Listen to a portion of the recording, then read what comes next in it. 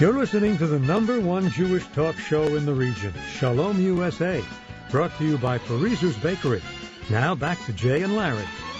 More talk about what's going on in Egypt and with Shoshana Bryen, who's been with us in the past. Shoshana is the Senior Director for Security Policy at the Jewish Institute for National Security Affairs. We appreciate you being with us this morning, Shoshana. Thank you for having me. I was reading some of the pieces on the JINSA website about events in Egypt, which are moving so quickly.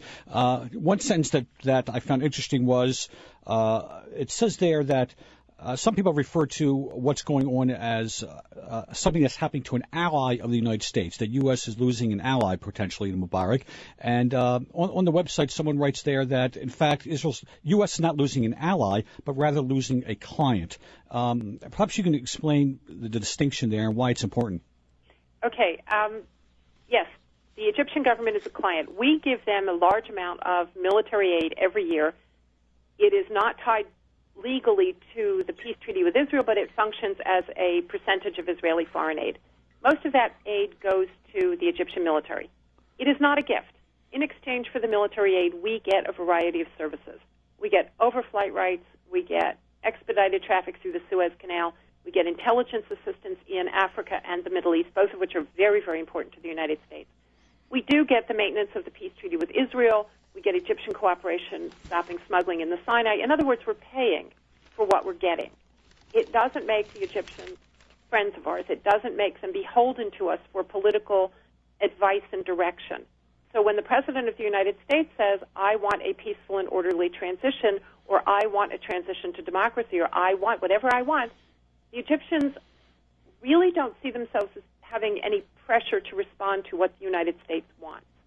Allied countries, which are countries that think alike, which have sort of fundamental, no pun intended, fundamental value cooperation or beliefs in the future of the region or future of the countries, the United States has a position of greater leverage simply because we are culturally or religiously or politically thinking along the same lines. In Egypt, you get what you pay for. So is it illusory then to think that what the president does or doesn't say, or what the United States does or doesn't do, could have some influence in shaping events and shaping who ultimately is in power? Well, here's the problem. I think we have less and less leverage, less and less power. There was a time and a place when the United States spoke, people listened. The United States is largely irrelevant in Egypt these days, which is both a good thing and a bad thing. You know, there are not a lot of people out in the streets with anti-American posters or anti-Israel posters, for that matter. This is an Egyptian problem. The people of Egypt have a problem. We're not terribly involved in that problem. The good news is it's not anti-American. The bad news is we don't have a lot to say about it. So if we thought we could use military aid to create leverage for ourselves, I suspect we can't.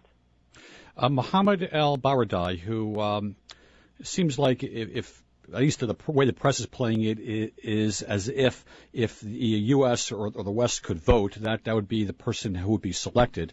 Talk to us a little bit about him. If he is going to play a part in the forming the new government or even being in the new government, is that a good thing or a bad thing? Many of our listeners may have heard the remarks by Malcolm Hoenlein, who basically said he's a stooge of Iran. Well, I would agree with Malcolm. Okay, you have years of experience watching Mohammed al-Baradei operate in the international environment.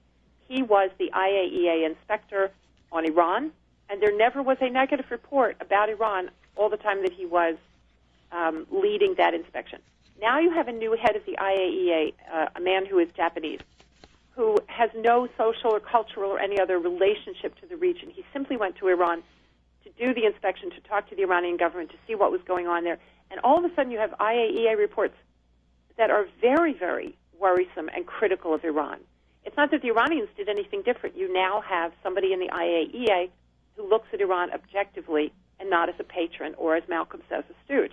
Al-Baradei was working at the behest of the Iranian government. He gave them cover to do what they would do.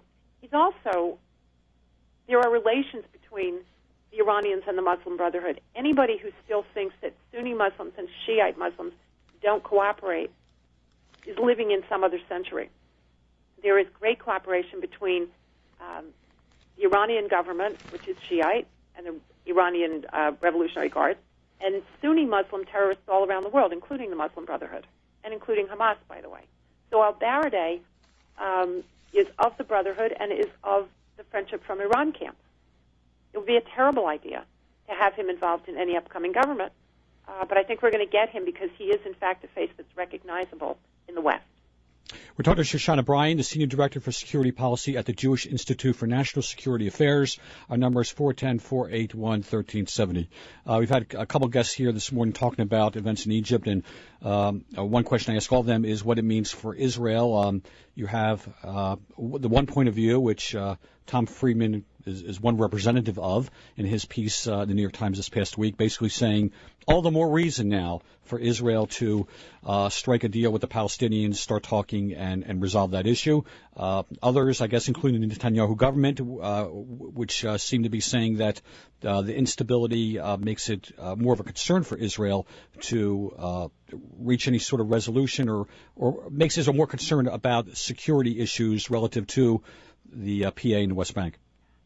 Tom Friedman has never met a day of the week that he didn't think it was a good idea for Israel to solve the Palestinian problem. True. Somebody's up, solve the problem. Somebody's down, solve the problem. What Tom Friedman doesn't appear to understand is that the Palestinian problem is unresolvable unless the Palestinians want to resolve it. Period. End of conversation. Leave the Palestinians out of this. This has nothing to do with whether Israel should or should not make a deal on its immediate, close internal borders next to its population centers. That can't be done until the Palestinians think it should be done. Instability in Egypt makes the Palestinians that much less willing to solve the problem. So forget what Israel wants. Why is that?